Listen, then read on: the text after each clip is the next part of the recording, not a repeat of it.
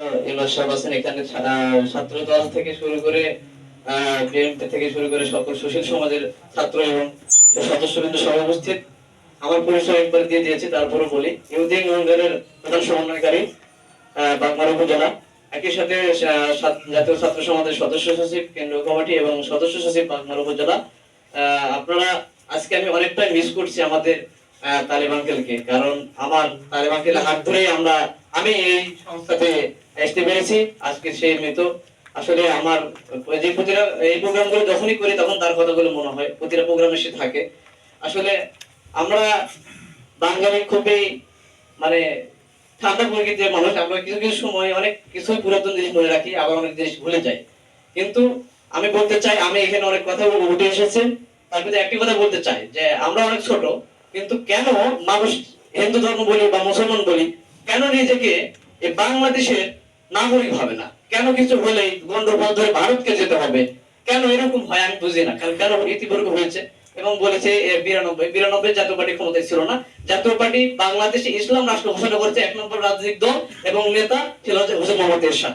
তাহলে সকল রাজনৈতিক দলের ফরজান আপনি একই সাথে বলতে চাচ্ছি, 5 তারিখের আগে আমরা যেভাবে স্বাধীনভাবে কথা বলতে পারতাম না, আজকে তার চেয়ে বেশি হাজার গুণ আমরা স্বাধীনভাবে কথা বলতে পারি। কথা বললে আমাদের এই ভয়টা লাগে না যে রাস্তার মাঝে ছাত্রলীগ ধরে পিটাবে বা সমাজকে পিটাবে, এরকম ভয় নাই, বা পুলিশ ধরে নিয়ে যাবে, এরকম কিন্তু ভয় নাই। একটা কথা সবাইকে বলতে চাই যে বৈষম্য, এই বৈষম্যটা কিন্তু এই সংস্থাতে নাই।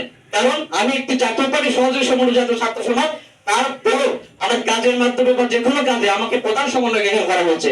এই সংস্থাতে ছাত্র দলের ভালো ভালো ছাত্র নেতা এখানে আছে, সুশীল সমাজের এখানে আছে, তার বৈষম্য ছাত্র ব্যাপক পরিমাণে ভূমিকা রেখেছে আমাদের সিনথিয়া সহ। কিন্তু তারা আমাকে এই জায়গাতে রেখেছে কারণ তারা আমাকে এই জায়গাতে ভালো মনে করেছে। এই যে বৈষম্য নাই। কিন্তু আমরা যারা 5 তারিখে দেশ স্বাধীন করলাম, যে রাজনৈতিক দল, সেখানে কেন জানি আমাদের জাতীয় পার্টিকে মাইনাস করে ফেব্রুয়ারি কার্যক্রম চালানো হয়েছে। আমরা কিন্তু জাতীয় ছাত্র সমাজ বসে থাকিনি আওয়ামী লীগের বিরুদ্ধে কথা বলার জন্য।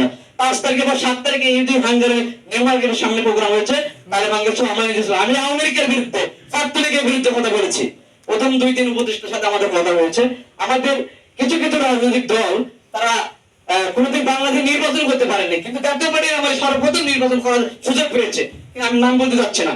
একই সাথে সবাইকে এই সুশীল সমাজের যারা নতুন প্রজন্ম রাজনৈতিক দল করবে, তারা যারা আমরা তাদেরকে সুযোগ আমি প্রকৃত ধন্যবাদ জানাই। একই সাথে এই স্থানীয় নির্বাচন বিষয়গুলো নিয়ে ব্যাপক একটু সমস্যা চলছে।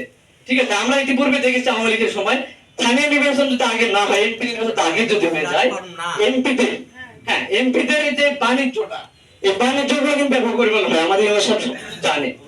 ঠিক আছে, যাই হোক, আমি এগুলো বিষয়ে বললাম না। একই সাথে বলতে চাই যে 5 তারিখের পরে আমাদের যে সমস্যাগুলো আছে, শুধু এই ধর্মীয়, এই মাদক, এই বিষয়ে সমস্যা নাই, নিজের ভিতর যে সমস্যাগুলো আছে, আমরা নিজেরা যে জায়গাতে আছি সব জায়গাতে কিন্তু সংস্কার প্রয়োজন আছে। আমরা শুধু এখানে বলে গেলাম নিজের যে আমরা জমি আয় ফেললাম, আমরা ওখানে বিএনপি করে বা জামাত করে তার সাথে খারাপ আচরণ করলাম, ক্ষমতা জুড়ে পুলিশ প্রশাসনের মিথ্যা মামলা হয়রানি করলাম, এই জিনিসগুলো কিন্তু করা যাবে না।